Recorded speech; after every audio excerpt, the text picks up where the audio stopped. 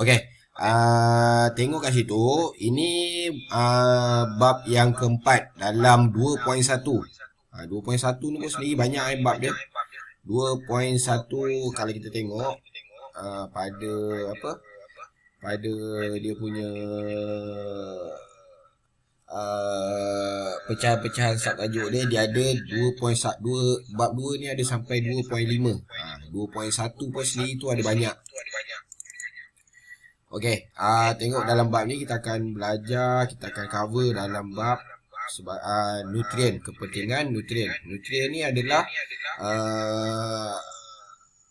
apa yang diperlukan oleh tumbuh-tumbuhan. Kalau manusia kita perlukan karbohidrat, vitamin, protein. Kalau tumbuh-tumbuhan ni dia ada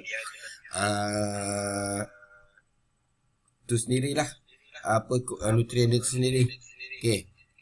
Dalam bab ni kita akan belajar tentang menerangkan kepentingan nutrien terhadap peningkatan kualiti hasil dan daya tahan tanaman terhadap penyakit. Okey, nutrien adalah sumber makanan yang diperlukan tumbuhan agar tumbuh subur, mengeluarkan hasil yang baik dan berkualiti. Macam manusia lah, kalau kita makan karbohidrat, kita akan untuk membekalkan tenaga. Vitamin, protein, kalsium. Okey, kalau karbohidrat tu datang daripada apa? Vitamin datang daripada apa? Protein datang daripada apa? Kalsium datang daripada apa? Apa fungsi kalsium?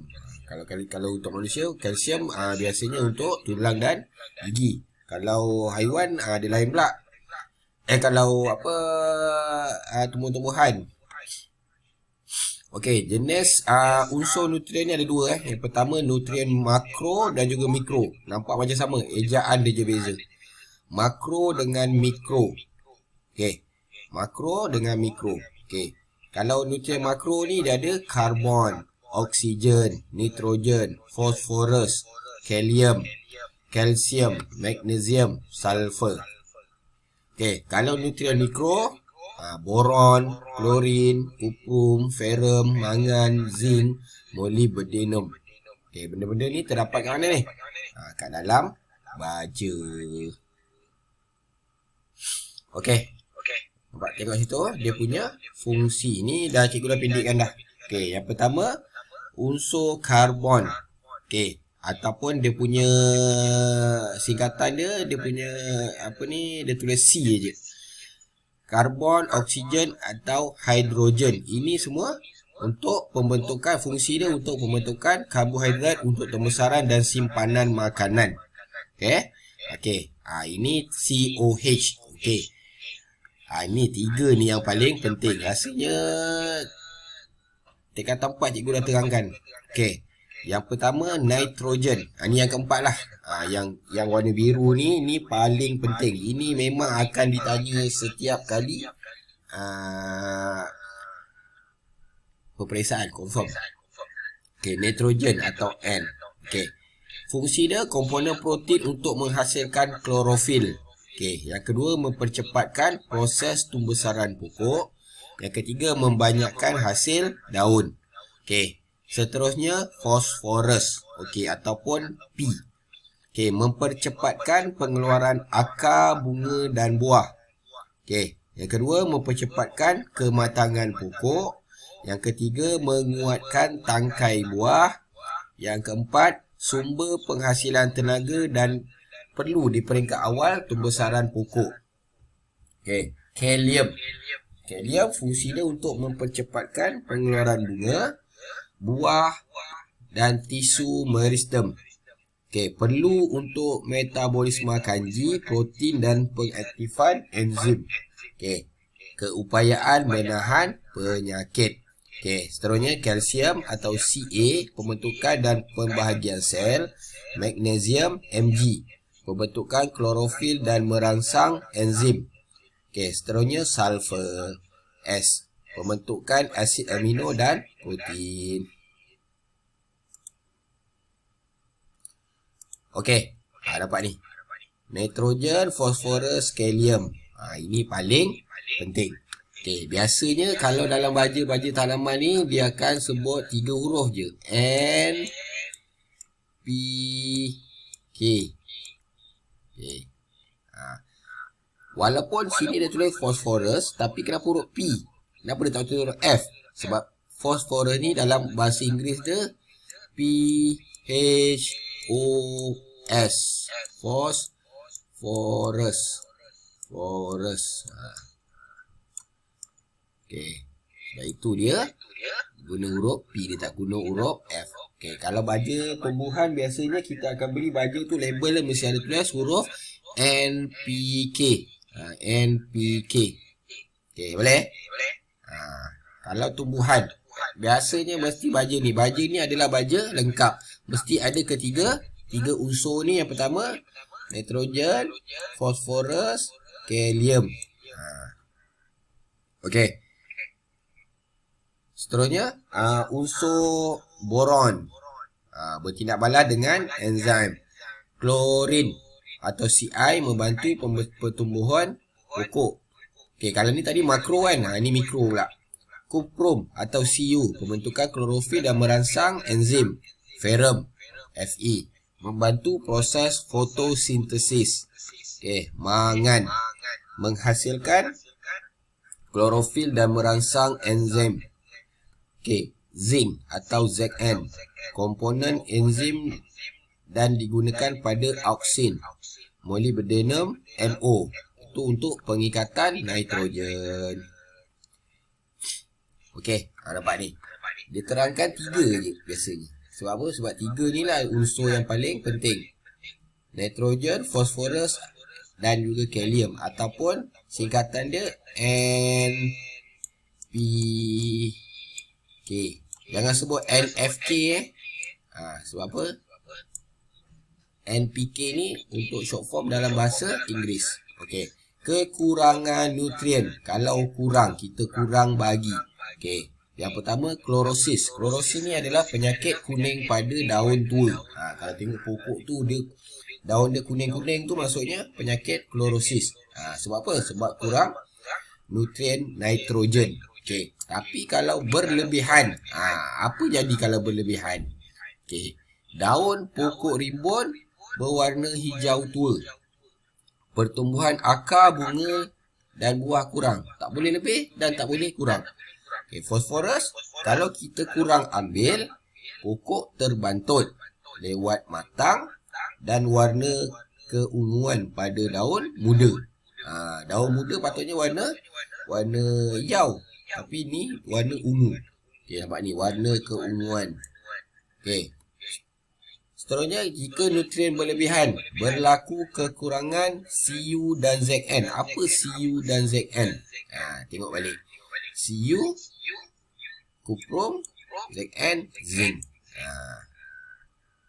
Okey, kekurangan unsur Mf, Mg, Mn, Zn dan Fe. Mg apa Mg? Mg, magnesium, Mn,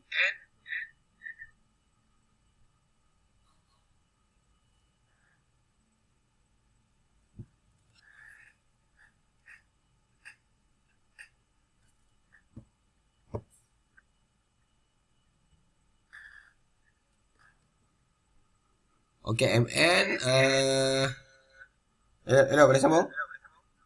Okey, Mn, tadi ada call masuk. Mn, Zn, zinc dan Fe, ferrum. Okey, Pak ni menganalisis seterusnya.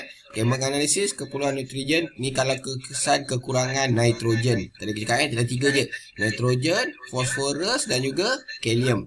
Okey, tumbuhan sihat dan tumbuhan yang kekurangan nitrogen. Okey, pada bunga. Tengok ni kalau kata ni bunga dia. Okey, bunga. Okey, yang ni buah. Okay.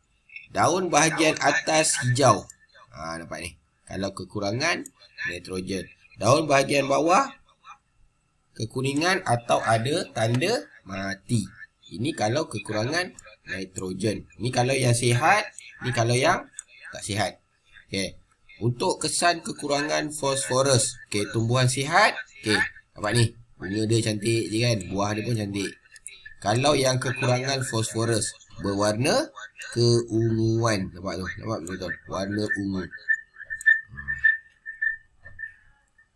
Okey.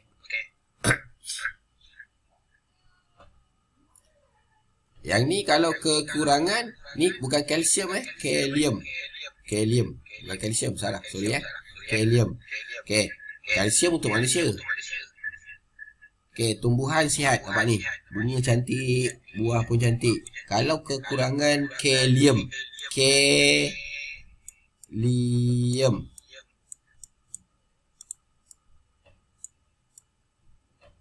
Kalium. Nampak tu. Dia ada daun kekuningan, dah ada tanda bintik-bintik mati. Ni kekurangan kalium. Sebaik-baiknya kalau kita takut jadi macam gini, kita beli sebaik-baiknya terus beli baja lengkap. Baja lengkap ni maksudnya ada tiga unsur, iaitu unsur kat tulis kat baja tu dia tulis NPK. Okey. NPK. Okey, ni kesan-kesan kekurangan ferrum, klorin, mangan. Okey, klorosis antara urat daun, merebak keseluruhan daun, pertumbuhan terbantuk dan keguguran daun. Okey, kalau berlebihan, kesan tidak kelihatan pada tanaman. Okey, klorin, daun layu, klorosis pada daun, pertumbuhan akar terbantut, hujung daun warna terbakar, warna perak dan kekuningan. Okey, daun kurang, pertumbuhan terbantut. Okey, mangan, klorosis antara urat daun tua dan muda. Yang kedua, kesan tumpuk mati dikelilingi gelang kekuningan. Yang tiga, bunga dan buah berkurang.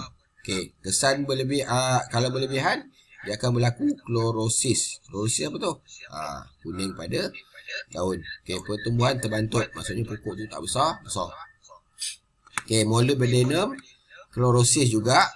Urat dan tepi daun melengkung ke atas. Dia melengkung ke atas. Nutrien berlebihan, daun kuning keemasan kalau kita berlebih. Okey, ini boron, klorosis, sama juga klorosis, daun mudah reput. Kalau berlebihan, ujung daun kekuningan dan berwarna coklat. Okey, kalau zinc, panjang ruas berkurang, tepi daun berkedut dan kecil, tumpuk perang pada tangkai, daun panjang dan runcing.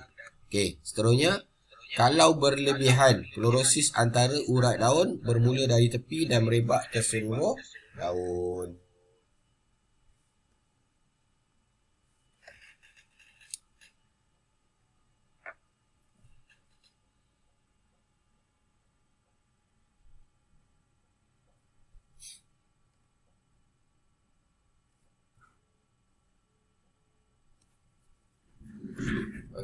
Tengah mana? Budak-budak ingon ni. Belum. Dia tengah.